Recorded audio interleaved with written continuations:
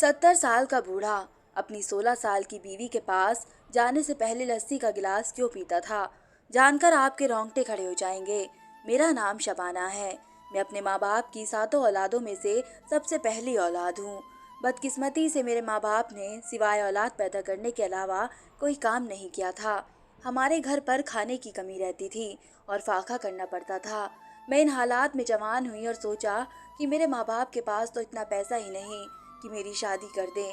शायद सारी उम्र मुझे घर बिठाए रखेंगे। मगर मेरे हैरत की इंतहा नहीं रही जब बाबा ने आकर एक बार बताया कि मैंने लुका के किराने वाले मालिक से तुम्हारा रिश्ता तय कर दिया है। मैं तो सुनकर ही रो पड़ी थी। मैं गरीब जरूर थी लेकिन थी तो लड़की ही ना। मेरे भी कुछ अरमान थे कि मेरा पति खूबसूरत हो और अमीर हो।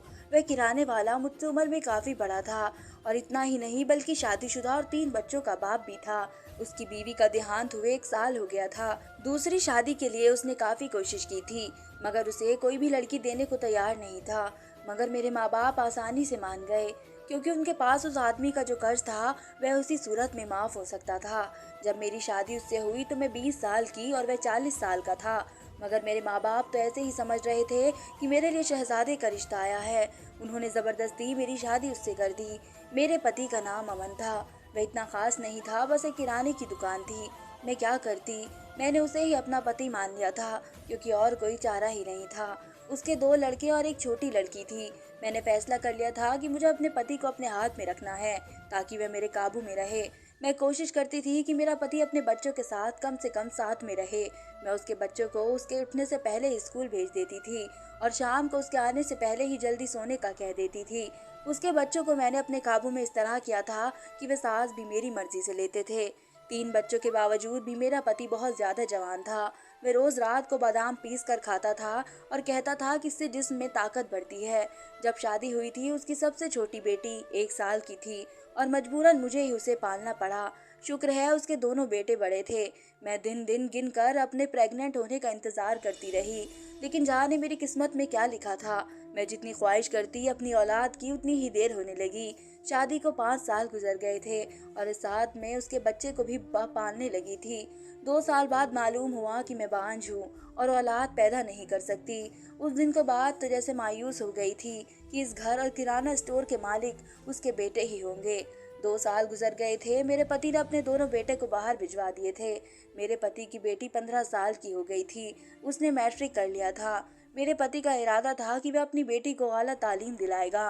मैंने भी उसके इरादे पर हामी भर ली क्योंकि मुझे जब से मालूम हुआ था कि मैं माँ नहीं बन सकती तब से मैंने उसके बच्चों से प्यार करना शुरू कर दिया था। लेकिन मैं क्या जानती थी कि मेरी जिंदगी बर्बाद करने में मेरे पति क्या ही हाथ था। उस दिन वो अपने दोस्त से बात कर रहा था। मैं घर से बाहर थी और ड्राइंग रूम के अंदर कदम रखने वाली थी। उसके मुंह से अपना नाम सुनकर मैं रुक गई थी। शबाना मेरी बेटी के लिए कुछ शॉपिंग करने बाहर गई है। हाँ यार, उसने तीनों बच्चों की परवरिश बहुत अच्छे से की है। अगर उसकी अपनी औलाद हो जाती तो वह सिर्फ अपने बच्चों से ही प्यार करती और मेरे बच्चों को भूल जाती। इसलिए तो मैं उसे लगातार वह गोलियां खिला रहा था कि उसे प्रेग्नेंट ना हो। यह सुनकर तो मेरी नजरें के सामने जमीन आसमान गिर गए। मैंने पति से हंस हंस कर अपने दोस्तों से बातें करते सुना था। उसने ही मुझे औलाद से महरूम रखा। मैं इतना बड़ा धोखा बर्दाश्त नहीं कर सकती थी। 10 सालों में सिर्फ धोखा मिला था। मैंने उसे सजा देने का फैसला किया। मैंने उसके बड़े बेटे को फोन करके कहा कि अपने बाप को वहां बुला लो, तुम्हारा काम संभालने में तुम्हारी मदद करेगा। मैंने ऐसे चाल चली कि वह अपने आप राजी हो गया। उसने अपने बाप को राजी खुद किया। 2-3 महीने के अंदर मेरा पति बाहर चला गया। उसे बदला लेने की खातिर उसकी 16 साल की बेटी की शादी किसी बुढ़े से करवाने का सोचा। यही तरीका था जिससे उसके दिल पर चोट लगती जैसे मेरे दिल पर लगी थी। मैंने एक 70 साल के बूढ़े से जबरदस्ती उसकी शादी करा दी। लेकिन उसने मेरा भी फायदा था क्योंकि वह बहुत अमीर था और उसने मुझे उस शादी के लिए 50,000 रुपए दिए थे। मैंने फैसला कर लिया था कि उस बूढ़े से उसकी जवान बीवी के जरिए खूब सारी दौलत बटोर लूंगी। 70 साल की उम्र में भी अच्छी खासी सेहत रखता था। जब वह रिश्ते वाले के साथ आया तो उसे देखकर मैंने कहा, बड़े मियाँ आपकी तो बहुत अच्छी सेहत है, क्या खाते हो? फिर उसने कहा कि छोड़ो इस बात को, खानदानी राज है, नहीं बता सकता। मैंने उससे कहा कि मैं इन दोनों के साथ कोची में ही रहूंगा क्योंकि मेरा भी दिल कुछ अरसा अमीरों वाली जिंदगी गुजार के देखो। मेरे पति की बेटी 16 साल की और बहुत ही मासूम थी। उसने चुपचाप शादी कर ली थी और मेरे कहने पर किसी को भी ना बताया, ना ही अपने बाप को और ना ही अपने भाइयों को। उनकी शादी की पहली रात ही मैं चौंक गई, क्योंकि वह 70 साल का बूढ़ा कमरे में जाने की बजाय चोरी चोरी किचन में जा रहा था। मैं भी हैरानी से उसके पीछे गई और चोरी चोरी उसे देखने लगी तो मैं बहुत ज्यादा हैरान हो गई। लोग शादी की पहली रात दूध पीते हैं और वह लस्सी पी रहा था। हैरान करने वाली बात थी। और फिर वह अपने कमरे में चला गया। वह 70 साल का बूढ़ा आदमी का कोई रिश्तेदार नहीं था। उसके एक भांजे के अलावा वह भी शादी वाले रोज ही नजर आया था। उसका लस्सी पीना इतनी बड़ी बात नहीं थी, लेकिन चौंकाने वाली बात जरूर थी। जवान और कम उम्र बीवी के पास जाने से पहले ही लस्सी पीता था। एक दिन मैंने उसे लस्सी का गिलास पेश किया तो कहने लगा, सासू माँ मैं लस्सी नहीं पीता। मुझे उस पर बहुत ज्यादा गुस्सा आया, लेकिन मैंने बर्दाश्त कर लिया। मुझसे भी वह उम्र में कई गुना बड़ा था और वह मुझे इस तरह बुला रहा था जैसे कि मुझसे छोटा हो। अगर उसे लस्सी पसंद नहीं थी तो रोज रात को जवान बीवी के कमरे में जाने से पहले लस्सी क्यों पीता था? ये सवाल मुझे बेचैन होने दे रहा था। एक दिन मैंने चुपके से देखा कि उसने लस्सी में एक दवाई मिलाकर वह लस्सी पी है, लेकिन मैं नोट कर रही थी कि जब से उसकी शादी हुई थी वह तो जैसे बूढ़े से जवान होने लगा था। कहा उसकी झुर्रियाँ और कहा वह नई नवेली दुल्हन के साथ रोज सैर पर जाता। ये क्या चक्कर था? ये जानने के लिए मैंने उसकी पुरानी नौकरानी को पैसे देकर पूछा तो उसका जवाब सुनकर मैं बहुत ज्यादा उलझ गई।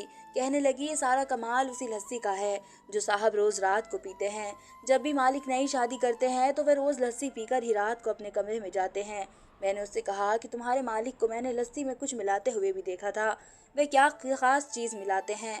तो वे सोचते हुए कहने लगी, माँ जी मैंने भी देखा है कि मालिक लस्सी में कुछ मिलाते हैं, लेकिन मैं नौकर हूँ, पूछने की जरूरत कैसे कर सकती हूँ। मेरा ख्याल है कि कोई मर्दाना ताकत वाली दवा होगी ताकि साहब अपनी 16 साल जवान बीवी को खुश रख सके। वैसे तो पहले भी मैंने यही सोचा था कि जब वह नौकरानी कह रही थी कि वह 70 साल का बूढ़ा अपनी ताकत बढ़ाना चाह रहा हो, लेकिन जाने क्यों मेरा छठा सेंस मुझे एहसास नहीं दिला रहा था कि कुछ और ही मामला है। मेरी सौतेली बेटी भी इस शादी पर ऐसे ही खुश थी जैसे नई नवेली दुल्हन होती है। अपने बूढ़े पति के साथ हंसी खुशी बाहों में बाहें डालकर घूम फिर रही होती थी। अब उसके बाप को बताने का वक्त आ गया था कि उसकी बेटी ने घर से भागकर एक 70 साल के बूढ़े से शादी कर ली। मैंने अपने प्लान पर अमल करने का सोचा तो मेरी सौतेली बेटी हीरो का हाल लेकर मेरे कमरे में चली आई और कहने लगी कि अगर आप बाबा को बताएंगे तो वे जबरदस्ती मुझे यहाँ से आकर ले जाएंगे, मगर मैं अपने पति को छोड़कर नहीं जाऊंगी। मैं अपने पति के साथ खुश हूँ। नहीं बताओ, जब वह वापस आएंगे तब देखेंगे तो मैं क्या कहूँगी। मैंने भी हीरो के लालच में आकर मोबाइल एक तरफ रख दिया। उस वक्त मुझे भूल गई थी कि यह शादी मैंने अपने काम के लिए की थी। रात को फिर मैंने उस बुढ़े को लस्सी पीते हुए देखकर मुझे नौकरानी की बातें याद आई कि हो सकता है कि वह खुद को जवान और ताकतवर रखने के लिए किसी दवा का इस्तेमाल कर रहा हो। अगर ऐसा था तो फिर वह गलत थी। मैंने 70 साल बूढ़े को अपनी 16 साल की बेटी की शादी कराई थी ताकि वह भी वैसे ही औलाद के लिए तड़पे मेरी तरह वे औलाद रहे, तभी मेरा बदला पूरा होता। लेकिन उस बुढ़े को देखकर लग रहा था कि शादी में उसे अलग ही रंग और खुमार चढ़ा दिया है और ये सब उसी लस्सी का कमाल था। कम से कम तो मुझे ऐसा ही लग रहा था। मुझे कुछ भी करके उस लस्सी के राज को खोलना था ताकि अगर ऐसी कोई बात है तो मैं वक्त पर अपनी सौतेली बेटी से कहूँ कि अपने पति का राज रात को दूध का गिलास दिया करो। इस उम्र में लस्सी पीना खतरनाक साबित हो सकता है। वह मासूम लड़की मुझसे पूछने लगी, और क्या वह नहीं पीनी चाहिए? इससे पहले कि उसे जवाब देती मेरी नज़र उस बेड पर पड़ी चीज़ों पर, बहुत ज़्यादा कीमती जूते कपड़े उसके बेड पर रखे हुए थे जो मैंने और मेरी बेटी ने जिंदगी में भी नहीं देखे थे। मैंने उससे कहा कि ये मैं सब समेट कर एक तरफ रख देती हूँ और मैंने उसे समझाते हुए कहा कि जितना दूर हो सकती हो उतना दूर अपने पति से रहो और जल्द से जल्द ज़्यादा से ज़्यादा सामान समेटने की कोशिश करो। ऐसा करती हूँ मैं तुम्हारा ये सामान समेट देती हूँ। मैंने उसका सारा सामान समेटने के बहाने उसके कमरे की तलाशी ले ली, लेकिन वह पुड़िया मुझे कहीं पर भी नहीं मिली जिसे वह लस्सी में मिलाकर पीता था। नौकरानी ने बताया था कि वह लस्सी खुद ही बनाता है, किसी को अपने पास नहीं आने देता। नौकरानी ने यह बताकर कहा, आप देखिएगा साहब कितनी जल्दी औलाद वाले होंगे, हर बार भी ऐसे ही होते आया है। मैं तो ये सुनकर घबरा गई थी। उसकी कोई औलाद नहीं होनी चाहिए, इसलिए तो सौतेली बेटी की शादी उससे कई गुना बड़े आदमी से कराई थी जो औलाद पैदा करने की क्षमता ही ना रखता हो। लेकिन यहाँ तो उल्टी गंगा बह रही थी। वह तो औलाद पैदा करने के चक्कर में था। मैंने खुद तफ्तीश करने की सोची और एक दिन उससे पूछ ही लिया कि तुम्हें क्या लस्सी पीने का बहुत ज़्यादा शौक है? कहने लगा कि मैंने आपको उस दिन भी बताया था कि मुझे लस्सी पीने का कोई शौक नहीं है। मेरे सब्र का पारा हाई हो चुका है। मैंने कहा, तुम झूठ बोलते हो। मैंने कई बार रोजाना लस्सी पीते हुए देखा है। तुम रोज अपने कमरे में जाने से पहले लस्सी का गिलास पी कर जाते हो। अब जल्दी से बताओ, ये क्या चक्कर है? कहने लगा, चक्कर तो कोई नहीं है। मुझे दिन के वक्त लस्सी पीना पसंद नहीं है। रात को मैं बहुत शौक से पीता हूँ। मगर रोजाना क्यों पीते हो? मेरा सवाल अभी वहीं पर खड़ा था। वह मेरे सवालों से तंग आ गया और कहने लगा, क्योंकि मुझे दूध पीना अच्छा नहीं लगता, इसलिए लस्सी ले लेता हूँ। ये कहकर भी गुस्से से चला गया। अभी तो मैंने सिर्फ लस्सी का ही पूछा था और वह घबरा कर चला गया, जैसे कि मैंने उसकी कोई चोरी पकड़ ली हो। अगर मैं उससे उस बुढ़िया का भी पूछ लेती तो वह तो बेहोश ही हो जाता कि मैं उसके बारे में इतना जान गई हूँ। लस्सी पीना इतनी बड़ी बात नहीं थी। उसका नाकाबिले सहन रवैया बहुत सारे सवालात खड़े कर रहा था। अगले रात की बात है, मैं उसके आने से पहले ही किचन में बहाने से मौजूद थी। मुझे देखकर वह चौंक गया, जैसे उसे उम्मीद ही ना हो कि मैं यहाँ पर रात के इस टाइम मौजूद रहूंगी। मैंने कहा, मैं तुम्हारे लिए लस्सी बना दूं। वह गुस्से से कहने लगा, मुझे किसी की मदद की जरूरत नहीं है, मैं खुद बना सकता हूँ। मैं मुंह बनाकर बाहर आ गई। मैंने उसकी बीवी से कहा कि तुम अपने पति के लिए खुद लस्सी बनाया करो। वो तो कहने लगी, मैंने तो बहुत बार कहा है, लेकिन मैं खुद ही मना कर देते हैं। नहीं, मैं खुद बना लूंगा। कभी कभी तो मेरे लिए भी बना कर ले आते हैं। कुछ दिनों से मैं नोट कर रही थी कि मेरी सौतेली बेटी के घर से बाहर के चक्कर कुछ ज्यादा ही लगने लग गए थे। उसके भी पर आ गए थे। पहले तो मैंने यही सोचा था कि उसके बाप से इंतकाम लूंगी, जैसे कि मेरे बाप ने मुझसे बड़ी उम्र वाले आदमी से शादी करा कर मेरे पति ने मुझे बेऔलाद कर दिया था। ऐसी ही मैं उसके बेटी के साथ 70 साल के बुढ़े से शादी करा कर उसे बेऔलाद कर देना चाहती थी। मगर इस बुढ़े के पास इतनी दौलत होगी, ये तो ख्वाबों में भी नहीं था। और अब मुझे अपना इरादा बदलना पड़ा था। मैंने अपनी सौतेली बेटी से कहा कि किसी भी तरह इससे दौलत निकलवाओ। अगर वह मेरे हाथों से निकल जाती तो बहुत बड़ा मसला हो जाता। उस लड़की के समझदार होने से पहले अपना मकसद हासिल करना बहुत ज़रूरी था। इसलिए 70 साल पहले बुढ़े की शादी कराई थी, लेकिन उसकी ताकत बढ़ती जा रही थी। मैंने एक प्लान पर अमल करने की सोची। रात को जैसे ही उसने लस्सी का गिलास तैयार किया और उसके अंदर अपनी जेब से वह खास पुड़िया निकाली और वह पाउडर अपनी लस्सी में मिलाने लगा। इससे पहले कि वह लस्सी पीते, मैंने जल्दी से किचन के पास गुलदान गिरा दिया। वह जल्दी से गिलास वहीं छोड़कर बाहर देखने गया। मेरे लिए बस इतना ही मौका काफी था। मैं जल्दी से किचन में गई और जल्दी से गिलास बदल दिया, जो मैंने कुछ देर पहले ही तैयार किया था। इस कार्रवाई में मुझे कुछ ज्यादा देर नहीं लगी थी।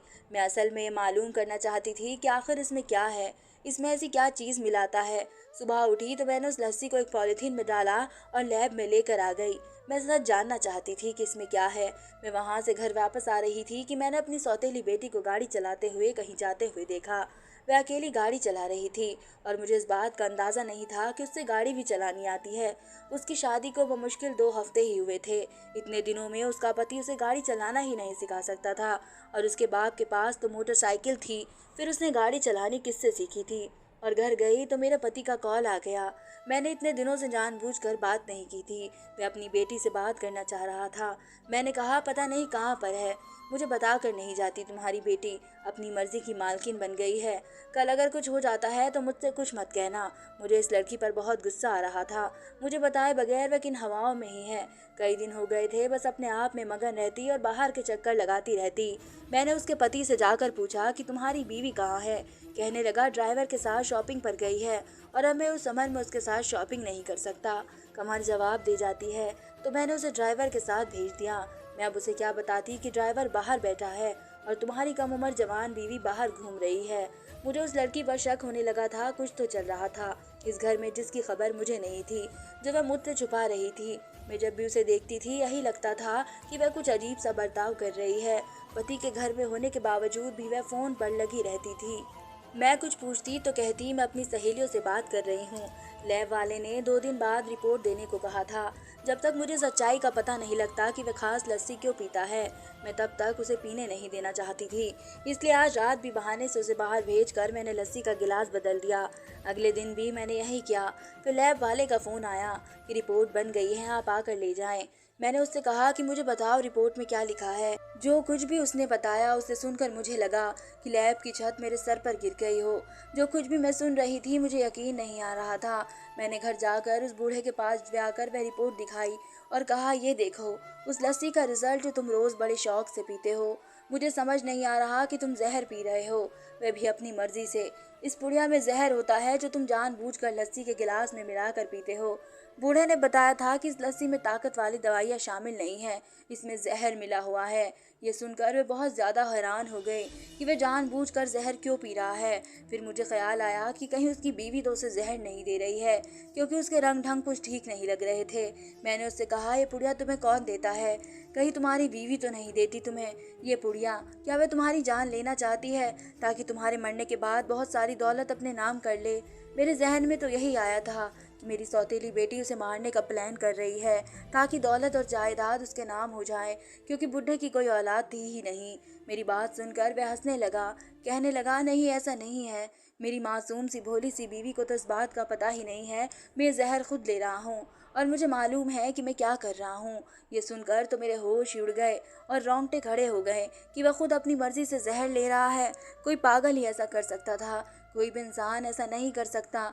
मैंने उससे पूछा, आप ऐसा क्यों कर रहे हो? अपनी जान क्यों लेना चाहते हो? वह कहने लगा, तुम इतनी समझदार हो कि इतना कुछ मालूम कर लिया है तो ये भी मालूम कर लो कि मैं ऐसा क्यों कर रहा हूँ। जाओ और जाकर मालूम कर लो, क्योंकि अगर देर हो गई तो सच में बहुत देर हो जाएगी। मैं परेशान होकर उसके कमरे में निकल आई कि बुढ़ा तो सनकी हो गया है, अजीब बहकी बहकी बातें कर रहा है। अब भला मैं उसकी बात कैसे पता करती कि वे ये सब क्यों कह रहा है? मुझे अब शक हो रहा था कि वे कोई नॉर्मल इंसान नहीं है। इस टाइम मुझे डर भी लग रहा था कि बुढ़े का क्या पता कहीं मेरे खाने में ही जहर ना मिला दे। अगले दिन मैं अपना चेकअप कराने डॉक्टर के पास चली गई। वहाँ कॉरिडोर में अपनी सौतीली बेटी को देखा। इससे पहले कि मैं उसके पास जाती वह वहाँ से गायब हो चुकी थी। शायद मुझे गलतफहमी हुई थी, भला उसे यहाँ क्यों होना था। डॉक्टर से चेकअप करा कर मेरी तसल्ली हुई कि मैं बिल्कुल ठीक हूँ। वैसे भी अभी मेरी कौन सी उम्र थी, 32 साल की थी। मैं सच कहूँ तो वापस आ रही थी कि अपने पति से इंतकाम के चक्कर में उसकी बेटी के साथ खुद भी फंस गई थी। वापसी में आते हुए मैंने एक बार फिर उसकी झलक देखी। मैंने जल्दी से टैक्सी को रोका और कहा, इस गाड़ी के पीछे चलो। मैं देखना चाहती थी कि वह कहाँ जा रही है, और ये देखकर मेरे हैरत की इंतहा न रही कि वह उसे अस्पताल जा रही थी जहाँ से मैं थोड़ी देर पहले वापस आई थी। इसका मतलब था कि मेरा शक बिल्कुल सही था। थोड़ी देर पहले जो मुझे लगा था मैंने उसे देखा था, वह बिल्कुल सही देखा था। मैं देखना चाहती थी कि वह अस्पताल क्यों जा रही है। कहीं मेरी तरह उसे भी तो सारी बातों का पता नहीं चल गया। लेकिन गाड़ी से वह नहीं उतरी, बल्कि साथ में और कोई भी निकला, जिसे देखकर मैं दंग रह गई। वो उसके पति का भांजा था। अब मुझे सारा खेल समझ आ गया था कि सारी बात क्या थी। यकीनन ये एक दूसरे को पसंद करते थे और ये बात उस बुढ़े को पता चल गई होगी। वह उन दोनों का पीछा करके अस्पताल चली गई। मैंने ज़रा करीब होकर उनकी बातें सुनने की कोशिश करी। वह उनसे कह रहा था कि तुम फिक्र मत करो, सब ठीक होगा, कुछ नहीं हुआ तुम्हें। थोड़ी देर बाद जब वे डॉक्टर के कमरे से बाहर निकली तो मुझे देखकर चौंक गए। उनके रंग उड़ गए। वे कहने लगे, आप यहाँ? मैंने पूछा, क्या हुआ है तुम्हें? अस्पताल क्यों आई हो, और पति के होते हुए किसी और के साथ? कहने लगी, मुझे खतरनाक बीमारी हो गई है। डॉक्टर कहते हैं कि तुम्हारे अंदर हौले हौले जहर डाला जा रहा है। मुझे समझ नहीं आया कि मेरे अंदर जहर कहाँ से आ रहा है। मैंने कहा, तुम्हारे पति की वजह से, क्योंकि वह जान गया था कि तुम उससे बेवफाई कर रही हो, उसके भांजे से ताल्लुक बना रही हो, इसलिए तो उसने तुम्हें सजा दी। वह खुद जहर लेता था और वह जहर तुम्हारी रगों में भर दिया। उसका चेहरा पीला पड़ गया। उसको समझ नहीं आ रहा था कि उसके पति को ये सब कैसे पता चला। वह रोते हुए कहने लगी, ये सब आपकी वजह से हुआ है। मैंने तो पैदा होते ही जिस औरत को माँ के रूप में देखा था वह आप थी। मैंने तो हमेशा आपको अपनी माँ माना था। आपने तो मेरे साथ बहुत गलत किया। बाबा ने आपको औलाद नहीं दी, इसका बदला आपने मुझसे लेने के लिए सोचा, और आपने अपने इंतकाम की वजह से मेरी शादी 70 साल के बुढ़े से करा दी, जो रोज़ मर्दाना ताकत की दवाई लेकर खुद को जवान रखने की कोशिश करता है। मैंने आपके खातिर शादी के लिए हाँ कर दी, मगर मैं एक 16 साल की जवान लड़की हूँ और वह 70 साल का बूढ़ा आदमी। मेरे भी कुछ अरमान थे। पति के भांजे से मेरी एक बार ही मुलाकात हो गई थी। मेरा दिल बेईमान होने लगा था। मैं अंदर ही अंदर उसे पसंद करने लगी थी और ये भी मुझे पसंद करने लगा था। हम दोनों अक्सर ही घूमने फिरने निकल जाते थे, मगर मैं क्या जानती थी कि मेरा पति ये सब जान जाएगा। आज मेरी तबीयत खराब हुई तो उसने मुझे बताया, तुम्हारे अंदर जहर है। मैं तो अपनी हर कम उम्र बीवी को यूं ही बना कर रखता हूँ। वे बेचारी जहर से बच नहीं पाती और मेरे जिस्म को उसकी आदत हो गई है, इसलिए मुझे कुछ नहीं होता है। जाओ, जाकर अस्पताल में पता कर लो कि तुम्हें क्या हुआ है। इसलिए मैं भागी भागी चली आई और डॉक्टर ने भी कंफर्म कर दिया कि मेरे अंदर उस शख्स ने जहर भर दिया है और ये सब आपकी वजह से हुआ है। मैं उसे छोड़ना चाहती थी, मगर आप दौलत के लालच में अंधी हो गई हैं और यहाँ तक कि अपना इंतज़ाम भी भूल गई। आपकी वजह से मेरी ज़िंदगी बर्बाद हो गई। मेरे उसकी बात सुनकर बहुत शर्मिंदगी महसूस हुई। वाकई वह सच कह रही थी। सारा कसूर मेरा था। बजाय अपने पति की बात करने के अलावा मैंने उसकी बेटी से इंतकाम लेने की सोची थी। मुझे क्या मालूम था कि इतनी ज्यादा उम्र वाला वह बुजुर्ग हकीकत में इतना खतरनाक निकलेगा कि अपनी बीवियों को खुद से बांधने के लिए ऐसे खतरनाक हथियार इस्तेमाल करेगा। ये सब मेरी वजह से हुआ था और अब मुझे इस सारे किस्से को खत्म करना था। मैंने उससे वादा किया है कि ठीक है, मैंने तुम्हारे साथ गलत किया है और अब मैं ही सब कुछ ठीक करूंगी। मैंने पहले उसका अच्छे से इलाज करवाया। शुक्र है हमें वक्त रहते पता चल गया था और वक्त पर इलाज शुरू हो गया और कुछ महीनों में ही वह बिल्कुल ठीक हो गई। इस सारे अरसे के दौरान वह अपने पति से दूर रही थी। उसके पति को एक दिन फालिश हो गया। अटैक इतना बड़ा था कि वह बिस्तर का होकर रह गया और 2 महीने में ही उसका देहांत हो गया। कानून की वजह से सारी दौलत की मालकिन मेरी बेटी हो गई। मैंने उसकी इद्दत पूरी करवा दी और उसकी पसंद से उसकी दूसरी शादी करा दी। मैं उससे शर्मिंदा थी और उससे माफ़ी मांगी। मैंने उसके साथ बहुत गलत कर दिया है, मगर उसने मुझे माफ़ कर दिया। मैंने डॉक्टर से अपने बारे में बात की। डॉक्टर ने मुझे बताया कि मैं बांझ नहीं हूँ, बस मेरे पति ने मुझे अपनी औलाद के हक से महरूम रखा था। मैं अभी 32 साल की थी, जवान और खूबसूरत थी, अपनी नई जिंदगी शुरू कर सकती थी। इसलिए मैंने अपने पति से तलाक ले ली, एक अच्छे से और सुलझे हुए इंसान से शादी कर ली, जिससे मेरी एक बेटी और एक बेटा पैदा हुआ। आज मैं अपनी जिंदगी में बहुत खुश हूँ। ना सिर्फ मैं कि मेरी बेटी भी खुश है। उसने मुझे माफ कर दिया था, वरना मैं इस एहसास में पूरी जिंदगी बैठी रहती। धन्यवाद दोस्तों। उम्मीद करती हूँ आप सबको मेरी ये कहानी पसंद आएगी।